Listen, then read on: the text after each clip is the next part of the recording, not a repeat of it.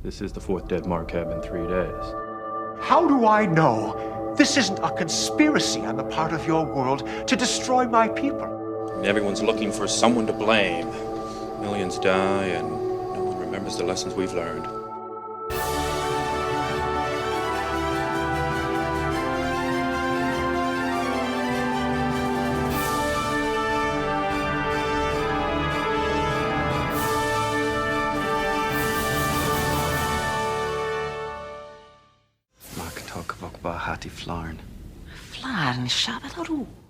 Hello and welcome to Who Are You, a Babylon 5 watchcast hosted by two friends who have gotten to know each other and will continue to get to know each other while rewatching one of their favorite shows from their childhood, Babylon 5. I'm Xhafer. And I'm Laura. And we're going to talk a bit about Star Trek Las Vegas. Yes, we haven't got to recap that for everybody yet. Yeah, we didn't get to do it last week because I was out with the vid. And Ben, gracious as ever, filled in. Thank you, Ben, for giving me a week off. I needed it and really appreciate it. And also, it was kind of surreal and fun to listen to my podcast without me. It was a unique experience. I made a point of listening to it before I watched the episode because I will never be able to do that again, presumably. That's true. Yes. Okay. So I took full advantage to get as much of a different experience of our podcast as I could, and I really enjoyed it.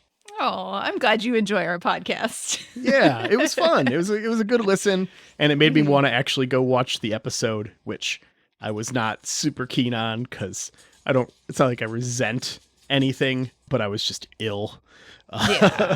Yeah. So, but it definitely gave me, it's like, oh, I'm going to go watch that episode. It gave me the energy, really drove me to it. So yeah, it was a cool experience that I hope you don't have to experience one day unless you want to, for whatever reason. Right. I was going to volunteer. Yeah. Yeah. But it is totally something that you should do and something I recommend to other podcasters who may be listening. Yeah. And I really appreciated Ben stepping in and filling your shoes. He did a great job. Yeah. Ben's great. Good friend. I mean, I've recorded 150 hours of podcast with him. So yeah, he fit right in. He knew my jokes. He made some of the same jokes I would have made. So it's good. He did a great job. Thanks, Ben. But where Ben wasn't, and I'm saying this now that I've said nice things so I can make him jealous, was Star Trek Las Vegas. It's true. He could not fill these shoes. So we've got to run it down for everybody. Yeah. We met for the first time. We were originally, I think I even said on radio, the plan was to record it and put it on. And then if something terrible had happened to the audio quality, we wouldn't be able to. And that was 100% the plan until we ran into each other in a hallway. Yeah. I'm just like standing in the hallway waiting because I didn't have the fancy captain's pass or whatever you all had. And so I'm waiting in the hallway just to, get your day badge. Get my day pass. And all of a sudden I'm like, I hear my name and I'm like, oh, well, yeah. There's Xhafer. Yeah. Beth and I were there. We had walked past you and I'm all like, we had gotten maybe like 20 people down the line and I'm like, that was Laura. And Beth's all like, turn around, dummy. Like, go say hi. I hadn't noticed you, so you could have gone on and I would have had no idea, but I appreciate that you came back. Yes. Well, I was kind of just like, was that? It must have, right? And then, of course, I was pointed proper by Beth, who is 100% correct. Then go say hi. So yeah. Very sweet. Yeah. No, and it was a grand old time. We went to the Greatest Generation podcast meetup, which was so really cool. loud I could not hear myself think. Yeah, that's true. It was very loud, but it was so cool to like meet people that I kind of, have spoken to a little bit on the internet. Internet, yeah. I am not active at all on most of the Greatest Generation social medias, as evidenced by Ben being the one who was all like, hey, there's someone named Laura who wants to start a Babylon 5 podcast, and you hollered at me about it. Yeah. But it was cool. I definitely recognized some names and had a great time and made some new friends. Yeah, I really enjoyed the community, yeah. Especially everyone from the Greatest Generation community that I met. Mm-hmm. I wound up just being in that tangential Greatest Generation friend-verse that was there, getting to go to a couple of after parties that were pretty cool. One of them was being hosted by the Mission Log podcast. And, we went to the Star Trek wines tasting together. You, me, Yeah. Beth, and my husband Aaron. Like, Yeah, we just got to this- try the world premiere of Romulan Ale, which was a Yeah. blast. Except you can't call it ale legally Yes. because it is a vodka. And It is apparently a vodka. Yeah. But I just had so much fun with the community. I saw some panels. I went to a few. I went to a lot of panels. Yeah. That was my bread and butter at the con. That is one of the reasons I went, was to attend a ton of panels, and I'm super glad I did.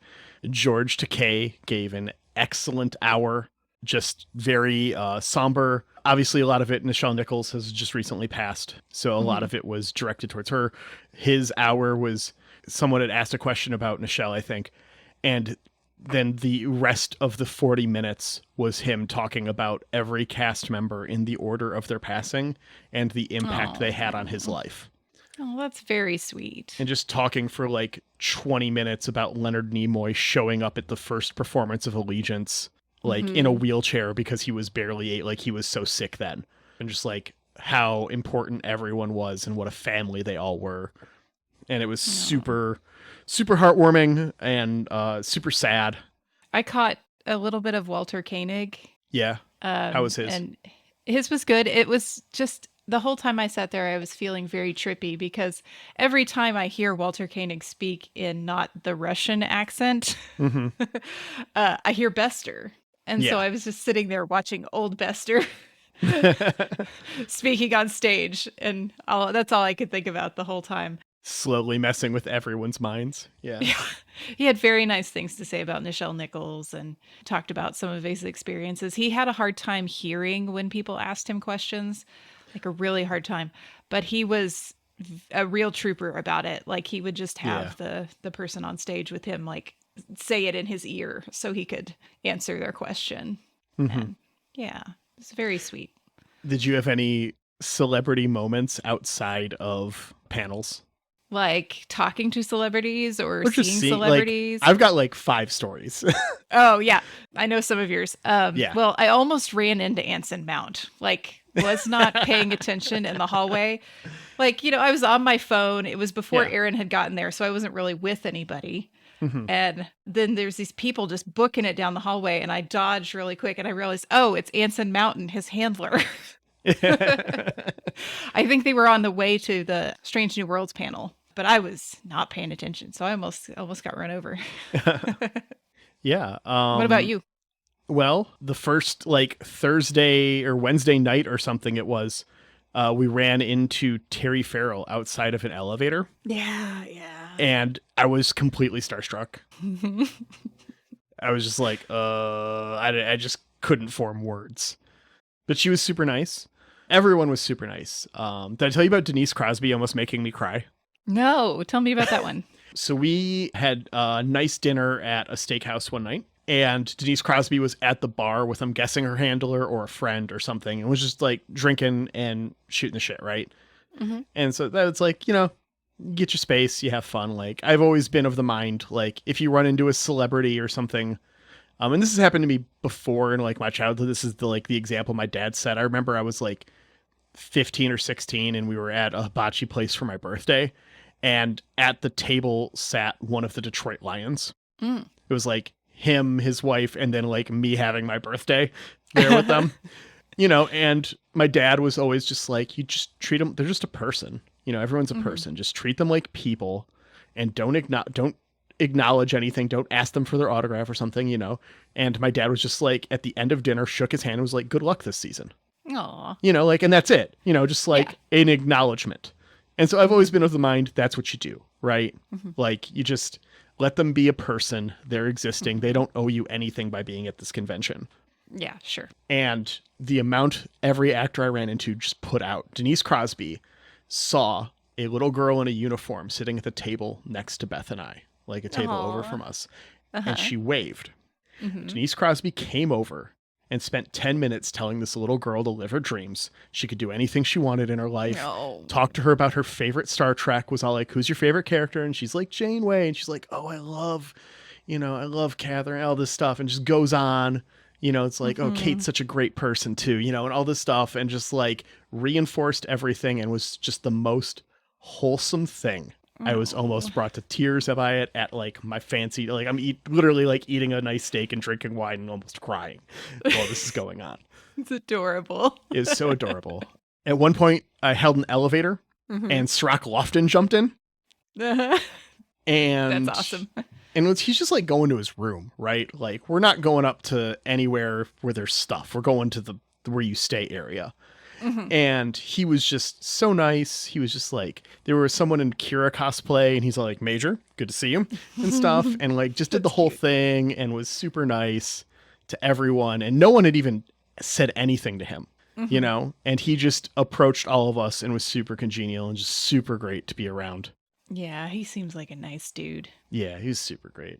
On the last day, we were hanging out at the Bally's bar and we were trying to figure out what we were going to do. This was a Greatest Gen group. And then we realized that like Tim Russ had just taken a seat over at the bar. And there were a couple people we'd kind of talked to earlier that day. And we were like, hey, can we sit with you guys? Yeah. So we were like sitting, 6 feet from Tim Russ, but we were not in the same group. Like we were talking in our own group and we were trying really hard not to be weird, but just wanted to just like sit in the vibes of Tim Russ. And he was talking to the Roddenberries, like the Roddenberries, the band. Yeah. The band were there and they like pulled out one of their guitars and he was sitting there playing their guitar and they were just like jamming together at the Bally's bar. Yeah, I stayed on the same floor as them. I ran into them all weekend. Oh, nice. The Roddenberries. Nice. And then also super chill. Yeah. Dominic Keating was on our floor. Saw him once coming out. And then Max Grodenchek's room was 2 or 3 down from mine. Nice. So I like saw him with like his granddaughter and stuff. Oh, yeah, it was super adorable. Yeah. All right. It was a good time. That's a ton of stories from Star Trek Las Vegas. I guess we've made our confessions on Star Trek Las Vegas. So we can get into season 2, episode 18, Confessions and Lamentations. Very nice. Very nice. I have a little bit before this episode. Okay. Because this, nothing against Ben, you did a great job, but didn't have quite my level of research I like in an episode. So I tried, man. I did. No, you did good. I'm just throwing a little shade. I'm just being a dick. Don't worry about it. No. There actually was a bunch of stuff about this episode online about Scientology. Wait, why? This episode has nothing to do with Scientology. And JMS was like, I find it abhorrent. Just like, anytime anyone brought it up, he's just like, why do you keep bringing this up? Well, they kept getting brought up because the Markhabs are apparently the species of alien in Dianetics, which is the foundation of Scientology. It's the same name. He had no idea. Yeah, I didn't either. He's just like, if I had known, I would never have used it in the first place. Yeah. This wasn't me. And a bunch of people, I guess, saw this and were all like, oh, he's saying all the Scientologists are going to die. And it's just like, whoa. No, I'm not. I would never make an episode about Scientology because that might lend it credibility. Well, we certainly wouldn't want that, would we? Yeah, right. It was his stance the entire time. It was just all like, no, I would never entertain the idea of even mentioning Scientologists. They're terrible. So, okay. So if you were listening to this or you watched it and you thought it had something to do with Scientology because you're familiar with the Markhab from that, it is a coincidence. This is not an attack on Scientology. Even though JMS's comments definitely were, that was not the intention of the episode. He can do that without an episode. He can just he would not spend an hour of TV taking down Scientologists. He'll make 4 posts in 1994 and we'll read them on a podcast 20 years later. Yeah. 30 years That's later. a good use of his time. For sure. Yeah, so we start this episode and we're in CNC. There's a Markhab transport ship that's 10 hours overdue, and Ivanova's worried about them. Yep. She and Sheridan decide to send a Starfury squadron, and they're going to send Zeta Squadron out there. It comes up when they're assigning Zeta Squadron to this that Lieutenant Keffer's been off doing some off-duty flying time. Yeah, and he's some out. reconnaissance. Yeah, he's out looking for the thing he saw in hyperspace is the implication. Yeah, and Sheridan immediately knows. Yeah, especially after last episode, yeah. After last episode, after seeing the shadows with Mr. Borden, he's just like, we cannot provoke this bear before we're ready to fight it. You Yeah. need to knock this shit off immediately. And he doesn't say it directly like that, but he does just like immediately and unilaterally just put a stop to it. It's all like, no, that's done. No questions asked. And we're not entertaining this. Done. Yeah. So we go to some Marcab quarters, and Dr. Franklin is looking at a dead Marcab. There's a Marcab doctor there. Lazarin is his name. Mm-hmm. And he's saying that this death is natural causes, but there's been quite a few natural causes deaths among the Marcab lately. And Dr. Franklin wants to check it out a little bit. Did you clock the actor under all the loaf? You know, I didn't clock this actor. I clocked a different one later. Yeah. Tell me about him. This is Jim Norton. We've seen him before. He's Ombeds Wellington, the judge from season 1. Oh, yes. No, we did clock this one. It was later in the episode when we were like, we've heard this voice before. Yeah. We had. It's You had. Ombuds Wellington. Yep. This is his second of 3 characters that he will play in the series. Oh, really? So we're going to get a third. He gets a third. It's later, and I won't spoil it. Okay. The character name in itself is a spoiler. So Okay. Maybe I'll recognize that one. We'll see. you will recognize the name, I promise. Well, will I recognize him as the actor? That's the question. I had no idea it was the same guy last time when I watched Okay. this, but I also was not paying as close attention last time I watched Babylon 5. But yeah, so Franklin's a little bit worried about all these deaths by natural causes. It is statistically improbable for this many of any species to die of natural causes that quickly based off their population size. Yeah. And we get a dramatic candle blowing out to theme. I saw this candle thing and I was like, yeah, I've seen these in the 90s. I've seen these at weddings, you know? Yes. The most candles I've ever seen in one place. I have family that is Greek Orthodox. Oh, yeah, And very one of them proud got candle married. people. Very proud candle people. Over the course of the 4-hour something ceremony I sat through. Yeah. Yep. Lots of candles to look at. We cut back on Ivanova briefing the pilots and support crew on the Marcab ship, who gives Kiefer the news of no more trips out, which he is not happy about. Yeah, he doesn't take it great. No. She has to invoke chain of command a little bit, I think. Yeah, he's all like, there's something out there. And she goes, something out there. There's something in here. Me giving you a direct order. Oh, such a good line. Yeah. I love her. Yeah. Yeah, and they head off to look for the ship. We also get Ambassador Delenn has invited Sheridan over for dinner. And this whole scene is just a nice, light, good laugh compared to the rest of the episode. Yeah, it's the comedic relief we needed 45 minutes into this episode, not 5. Yeah, yep. So Lanier worked for this dinner for 2 days. No sleep. He didn't sleep. Bread and water only. You I can't assume make not any to ruin mistakes, his palate. right? Can't make any mistakes, or you have to start over. And Sheridan's had a long day. He'd love to dig into this. Hasn't eaten lunch, skipped Yeah. lunch to work. And no, we've got to meditate first. You get one bite, and then you get to meditate, and then you can have another bite, and then you get to meditate. Yeah, so much ritual and meditation involved in having a friend over to dinner. Poor Lanier. Also, did you see the little shrimp forks they were eating everything with? Zeta Squad finds the freighter, and nobody is left alive. All 203 Marcab are dead. Yeah, So they tow very it back dramatic. to investigate. Mm-hmm. Like big dummies. They throw it in the docking bay. Yeah. Like, leave it in space. Like, obviously it ends up not mattering because the infection was already on the station, as we find out in about 5 minutes. But, man, how stupid is this move? Just like, oh, something killed everything inside, so we're going to dock it with the station. Xhafer, after living for 3 years in a global pandemic, did you just find yourself going, that's wrong, that's wrong, that's wrong, that's wrong at this episode every 2 minutes? There is a line towards the end of this episode from Dr. Lazarus, or Lazarin, that is like, when confronted with a pandemic, society will choose the worst option every time. And it's just all like, oh, oh, oh, oh, oh no. Yeah. There was a severe lack of like personal protective equipment throughout this whole episode. Just like lots of no masks when we should probably be wearing masks. Like, The lack of masks, yeah. It's like, we think it's airborne, but we're not sure. Put a fucking mask on. Oh my God. I'm about to go grab one and put it on. Oh, this just episode. watching this is stressing me out.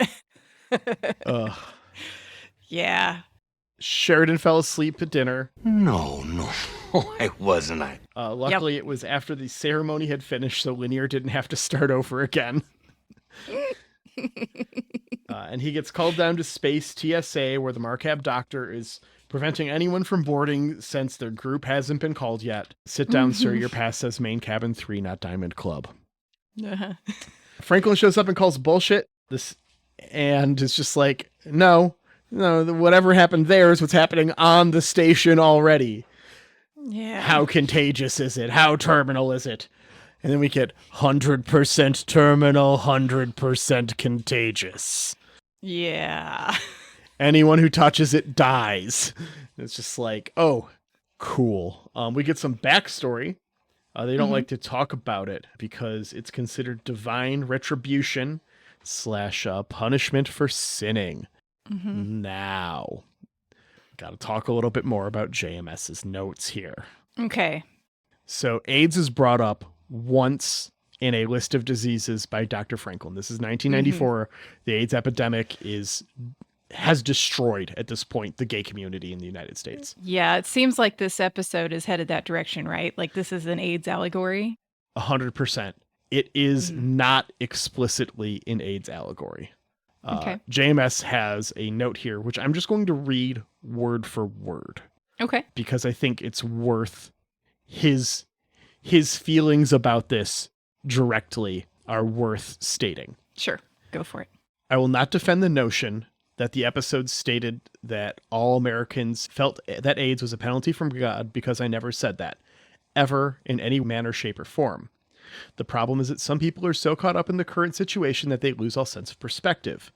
Fact is, most people did think the Black Death was punishment from God or the work of the devil, as Franklin says. The Marcabs had a similar belief. Nowhere was that applied in dialogue to humans or to the AIDS situations. The whole point of the episode is not political. It says that if you make a disease political on either side, you're going to die. You have to set all that crap aside and just deal with the problem. The only side this episode took was in advocating compassion for those afflicted. That said, it might have been a little fresh to make an AIDS episode at that point. He might have not felt he could have gotten away with making an AIDS episode at that point. Yeah. That the station notes would have come back and been damning. Which actually, that period of Babylon 5 is about to end. The station sent back tons of notes for seasons 1 and 2 on every script. Starting in season 3, they stopped sending any notes. Okay. So about halfway through season 3, JMS realizes he's off the hook and starts doing episodes that he wants to do. Much more so than episodes he felt he could get away with. And a lot of these use notes are very much of the time the episode airs, which is important for context. There's no way this isn't an AIDS episode. Right. Like, it's very easy to say, oh, it was just about the Black Death, because there's enough overlap in the story you're trying to tell and the situation there. And he is 100% correct. You can't make diseases political because diseases don't have political ideologies. They just kill people. Yeah, you were reading, so you probably didn't see my face when you got to that part, but I was making a face. Yeah, you know the face. I know the face. Yeah, I mean, he's right. And the episode also reaffirms that it's a lesson we never learned, which also is right. Yeah, there's a lot to chew on in this episode. Yeah. When you had messaged me and was all like, we watched the episode with Owen, and I think that might have been a mistake. I was just like, what episode is it? Shit. You know, like, was it real spoopy? I thought it was like a scary one. And then I watch it. I'm just like, oh. Oh, yeah, it's a scary one. Well, yes, it is. Especially as a child, I'm sure. seeing both your parents die. Yeah. The context for him too is that, he was in kindergarten when he got sent home for spring break and then didn't go back to school for over a year. Yeah. So, I was like, oh, geez, there's some trauma here we're going to have to process together. I mean, we're going to spend his whole childhood processing this, right? Yeah, for sure. I probably didn't need to drag this episode into it, but here we are. Oops. Parenting tips by Laura. What the hell did you think you were doing? We move on a little bit here. Dr. Franklin asks Dr. Lazarin if it's contagious to other species. And he realizes they don't know. He never checked. No one ever checked if it was possible to spread to any other species. Well, they were too busy denying it existed. This is the sinner's plague. And we're all good people here. So how would we know if it got to another species? Yep. Delenn finds a child as they find their dead father. Yikes. Yeah. We get a conference room where we learn of the disease's incubation period, which can be up to 10 days before symptoms or detection of which you are contagious. Yeah. Huh. That sounds familiar. Too real. We find the disease makes it hard to breathe until you can't. Huh. That also sounds a little familiar. You get it. It starts with a sore throat. Yeah, it's the first symptom. Huh. They decide to throw the whole station in quarantine and send everyone to the privacy of their quarters. Huh. But some of the people don't listen and gather in a large group in Space TSA. Huh. The Marcab ambassador tells Sheridan to get fucked, that this is some foreigner disease or your sins washing onto us. And Did you clock this guy? Yes, this guy is the Drazi ambassador also. Yeah, he's purple or green. Yeah, one of the two. Okay. We're gonna get together and pray this disease away. Yeah. all of us in our secluded area. Get everyone together in one place so we can pray this away. I can hear you stress. Stress clicking my pen. Sorry. I don't blame you. It's a habit from grade school that I've never dropped. Yeah. Ivanova is worried about the 1,000 or so missing Marcab who might be targets for violence. Delenn requests to be allowed into the quarantine zone to help ease the suffering and show compassion. Yeah. Sheridan allows it and it's just like, just in case, goodbye forever. That was heavy. That was real heavy. If I see you again, please call me by my first name. Right. Yeah. And it's like she almost turned and said, okay, John. And then she's all like, I'll save it for later. Garibaldi saves a Marcab from getting beaten up by some racists, proving once again that a broken clock is right twice a day. Yep. He even takes the guy's hand and carries him off to med lab, presumably. Well, I mean, you could also say, I guess Jerry Doyle is the wrong kind of right all day. Political jokes. Low-hanging fruit. I'll take it. Xhafer's back, everybody. That's the humor you were all missing. Franklin stims out and catches a little bit of shit for it. Yeah. Just a gentle reminder. Hey, you shouldn't.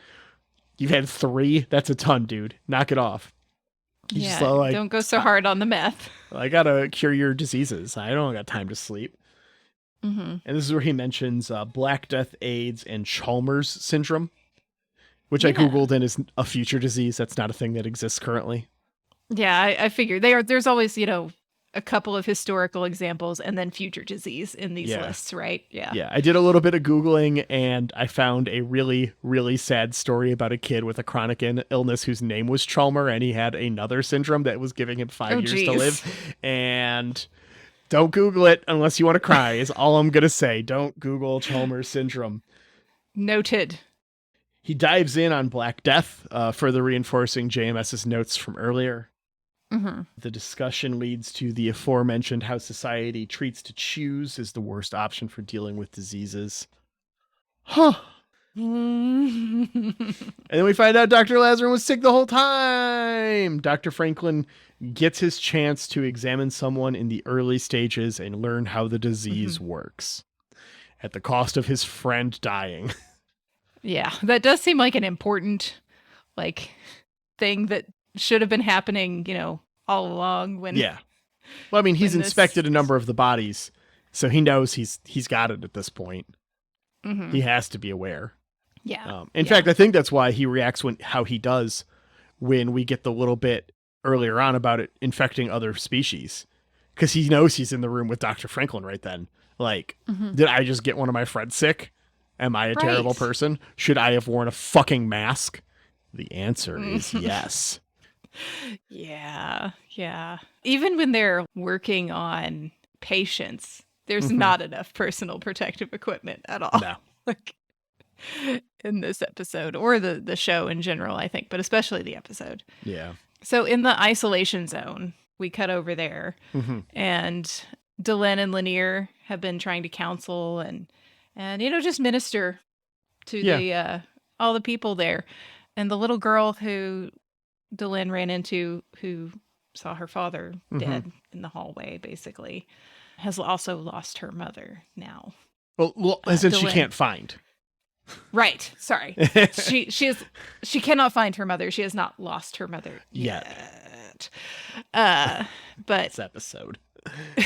this episode, Delenn asks Lanier to help find her mother.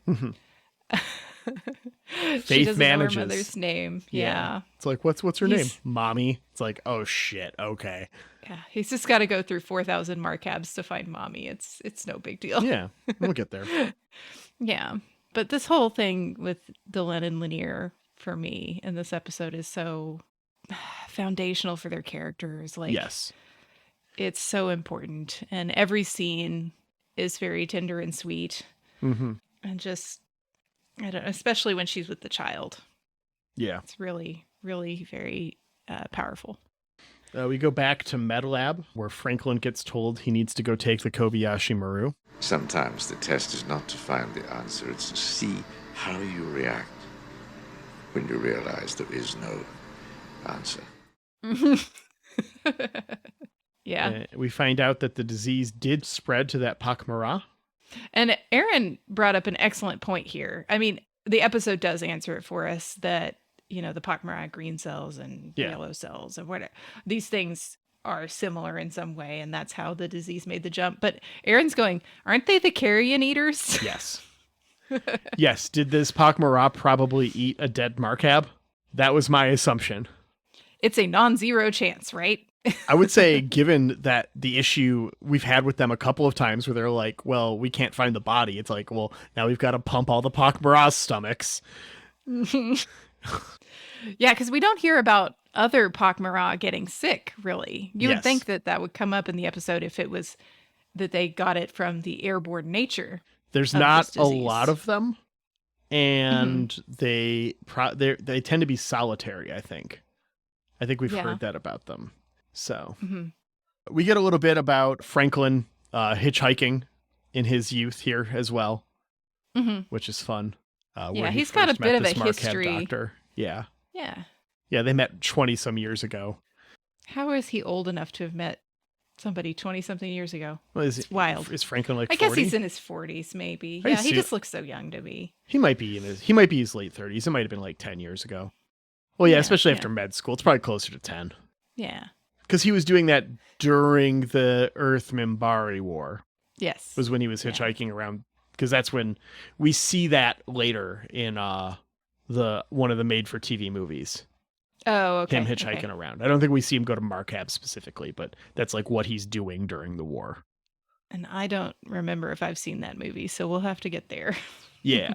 Anyways, the disease did spread to the Pakmara, but this will give them some insight on how the disease works so they can stop it now. Like, they're like, okay, well, it's got to be something that these two species have in common that it's infecting, because every human on the station isn't dead right now. Right. We cut back over to Delenn in the quarantine zone, where she tells a story about finding her faith and her initial calling to the religious caste. I was always of the impression that caste was hereditary for the Minbari, but it might not be. I don't think I was under that impression, but I don't know why I wasn't. I might just be assuming because that is typical for caste systems in human history. So that might be why. I should have researched that. Oh. Well, I think there will be other episodes where it'll come up. Yeah. I think you could do that research. There's going to be more about the Minbari castes. Mm-hmm. Just a hunch. Yeah. Dr. Lazarin passes away, but Franklin cracks the disease. He makes a big batch of vaccines, runs down to the quarantine zone to start administering them. With Sheridan and Ivanova. Like, he's not even got a medical team with him. Yeah. They're just like, Ivanova and him are carrying... It's time. This batches. has to happen now. They're sleeping for the first time in 3 days. Like, we're going to go inoculate these people. Yeah. And they open the door, and all of the Markhab are dead. Yeah. Every last one. And we just see Delenn and Lanier slowly come out of the back of the quarantine zone and towards the door. And this was my moment of HD remaster detail that I had never seen on a previous watching. Lanier is crying. He has tears down the side of his face. He has clearly been openly weeping. And when he comes to the station, the crew, and he's all like, he's very put together. He's his normal self. But I never noticed that before, whether it was because it was standard def or I wasn't paying enough attention. But I always kind of thought Lanier was kind of a cold asshole at this moment. Yeah. If you can't see the tears, I could see the reading of like, he's just shut off like, about they're all just dead. And it's just like, it's really cold, man. Like, I was expecting more from you based off all of your interactions with other characters and how you've always been. And seeing the tears, just like, oh, of course he was crying. And he just put himself together to show respect to the captain. Like, okay. He was horrified. He was completely horrified. And Delenn breaks down in tears in John's arms. Yeah, and she's saying his name instead of Captain or Sheridan. She's just saying John, John, John, and it's just so emotional. Yeah. And I cried. I cried with them. Because you have a real hint that it's coming, especially when we see the little girl like stumble after they find her mother. Yeah. You know that these people aren't going to make it out. And it's not just them. They have a cure, but it's too late. Every Markhab is dead. There might be some isolated colony somewhere that the disease managed to not spread to, but they wiped themselves out in a matter of weeks. Just the species, the civilization is gone. The news reports on this. Racist bartender attempts humor. It fails. He's a piece of shit. Yes, he's a bad man. And the conspiracy theories start immediately. I heard it was the Vorlons. Nothing changes. Huh. Seems we've heard that before. Fuck this episode. Before you even ask me, fuck this episode. Once again, did not write down a rating because this goes on the list of episodes that are good at making me feel bad. Yeah. I had this feeling earlier today when I was thinking about our conversation today. I was like, this is going to be one of those that Xhafer says, fuck this episode, isn't it? Yeah, 100%. And I mean, the fact that I'm literally still got a little bit of a cough and I'm recovering from COVID, I'm fine. I just went and threw a round of disc golf. It's not like I've got any trouble breathing or anything, but I've got a little bit of a cough still. But, that is heavy, knowing that the last 2 years, if I had watched this as intently in 2019, I might go, oh man, that's a really good warning tale. I bet you we could learn something from this episode. And I would have been fucking wrong because we clearly can't learn anything as a society. Yeah. So I'm going to hold off on rating for a moment. But when we're watching this episode, just from absorbing from osmosis in the news and the atmosphere in the last 3 years, when they start describing the mechanics of the virus, part of me was like, this feels really improbable. Like, you have to do a little bit of headcanoning to accept the virus. Now, in the 90s, I wouldn't have had to do that because I didn't know shit about viruses. Yeah. And I've just absorbed just enough from the world to know that, like, 100% lethality, that doesn't spread very well. Typically. Yeah, because people die too quickly, which is actually something in JMS's notes, because someone had said something like, diseases like this don't exist. He's like, actually, I talked to someone at the CDC and they do. Yeah. The problem with diseases like this when they develop is they tend to develop outside of modern medicine, right? Uh-huh. Out in the wilds somewhere. And they will wipe out an entire village before it has time to spread. Right. And we've seen this historically speaking time and time again.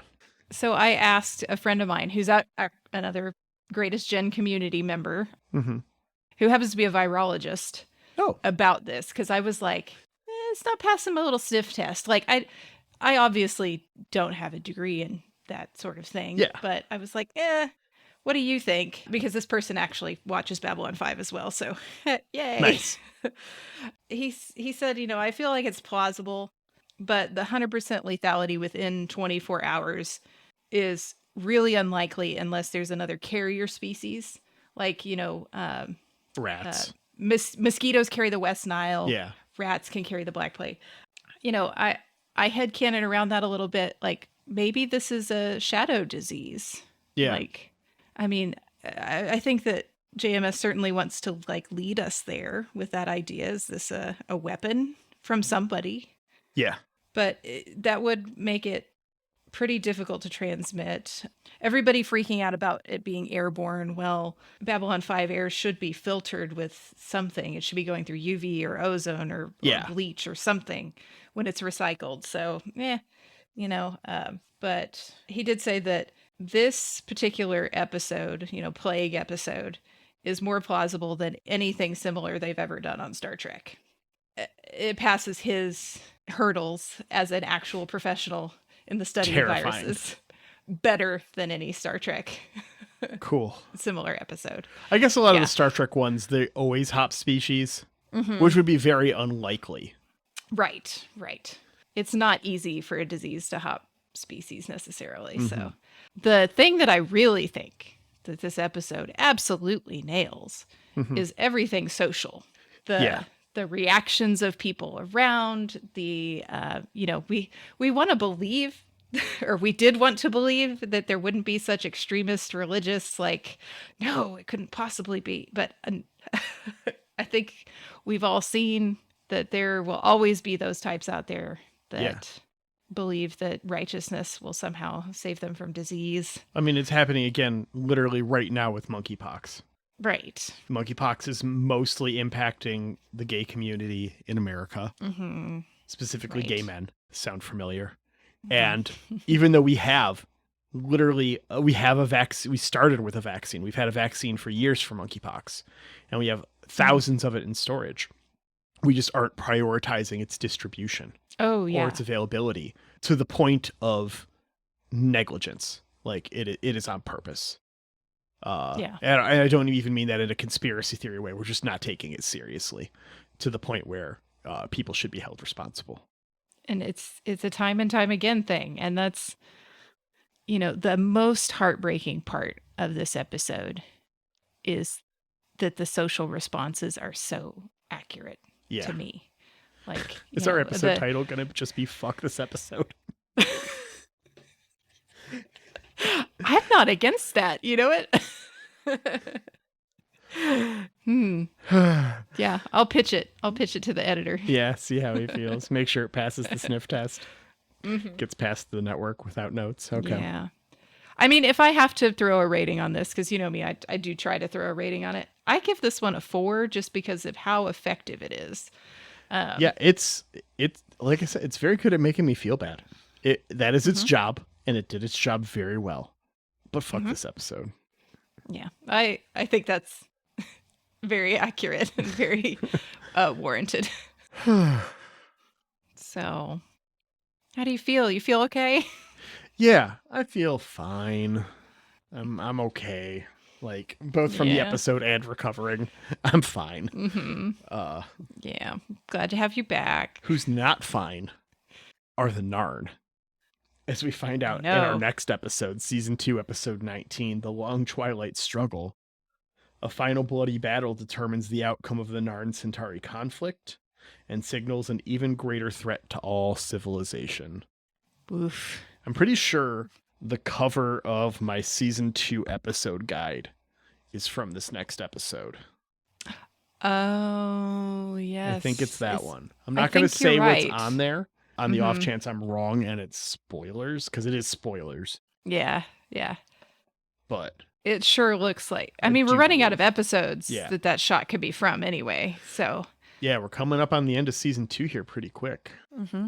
All right, well, this episode was a bummer. but Jeremy Siegel's great. Jeremy Siegel is great. He wrote our lovely theme music. I don't know why. I assumed I was going to meet him at Star Trek Las Vegas. I had no idea. I had nothing to base it on whatsoever. I'm just like, oh, Jeremy Siegel will be there. Yeah, I wish he was. Next time. Right. Next time. Jeremy, next time. If you're listening, Jeremy, next time. I will buy you a $30 daiquiri by the pool. As a thank you for our lovely theme music. You can listen to more of Jeremy's music at jeremysiegel42.bandcamp.com. And thank you to Angry Duck Time Machine on Instagram for our lovely podcast artwork. And go ahead and join our community on Discord. Shoot us an email. We'll do a mailbag in a couple of weeks. Oh, you should start sending us your Season 2 thoughts. We should start asking for those, because we've got a Season 2 recap episode coming up in a month or so. Yeah. It'll be number 50, episode number 50. Yeah. And yeah, it'll be in October. So get those thoughts in now, please. Yeah, we'd love to discuss and read your emails about Season 2 and your thoughts on Season 2. So please send those our way. And then any other stuff you want to talk about that's not necessarily Season 2 specific, we will save those for our next mailbag segment. whoareyouB5@gmail.com. I don't remember if I said it, so I'm just going to get in there really quick. We'll see you next week, Internet. Bye.